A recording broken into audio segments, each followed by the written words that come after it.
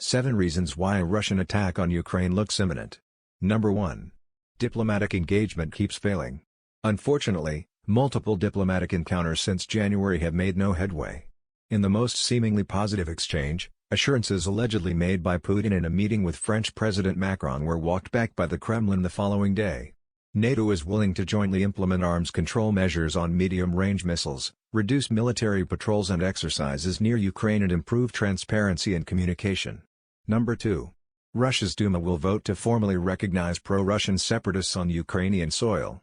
Despite the ongoing war between Ukraine government forces and pro-Russian separatists in eastern Ukraine, Ukraine's military has been careful to keep the temperature low in recent months to avoid incidents that could serve as a pretext for Russia to invade. This has apparently been frustrating enough that Moscow allegedly has been attempting to film a fabricated attack to justify war, only for Washington to reveal intelligence on these schemes publicly on multiple occasions. Plans to hold a vote on Tuesday in the Duma formally recognizing the self-proclaimed Luhansk and Donetsk separatist republics, the LPR and DPR, however, could be used to create a new legal basis for Moscow to intervene in Ukraine at the invitation of these entities. Number 3.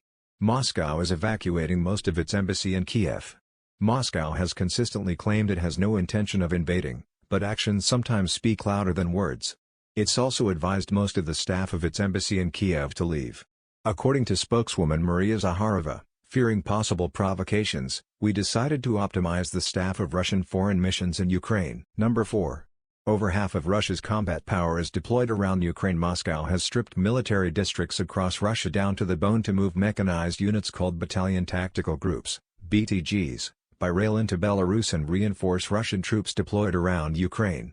From the initial 30 to 35 BTGs permanently based close to Ukraine, military analyst Konrad Muzyka recently assessed Russia has deployed 90 to 95 of its 170 BTGs near Ukraine, a figure which has likely risen since.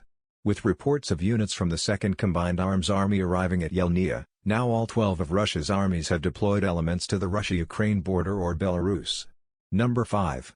Personnel are flying in to man the equipment for most of the build-up. Russia's military has focused on transporting heavy equipment, which must be done by rail and can take over a week, without necessarily bringing along a full complement of personnel to man the hardware.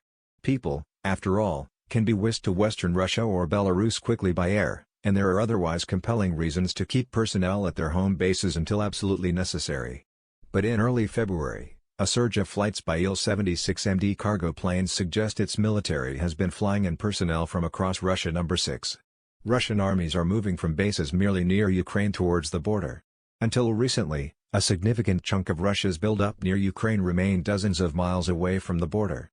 But that has changed dramatically in February.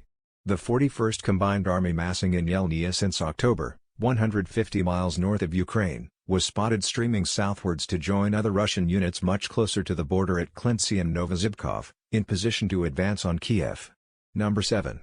Russia's Black Sea Fleet, swelled with reinforcements, has left port on exercise. Russia's Baltic, Pacific and Northern fleets have all dispatched landing craft and warships to the Mediterranean and the Black Sea. Most importantly, 6 tank landing ships, LSDs, from Russia's Northern and Baltic fleets have entered the Black Sea, carrying with them at least 1 BTG from the 336th Naval Infantry Brigade at Kaliningrad. Combined with 6 to 7 landing ships in the Black Sea Fleet, these have sea lift for a brigade-sized amphibious landing force.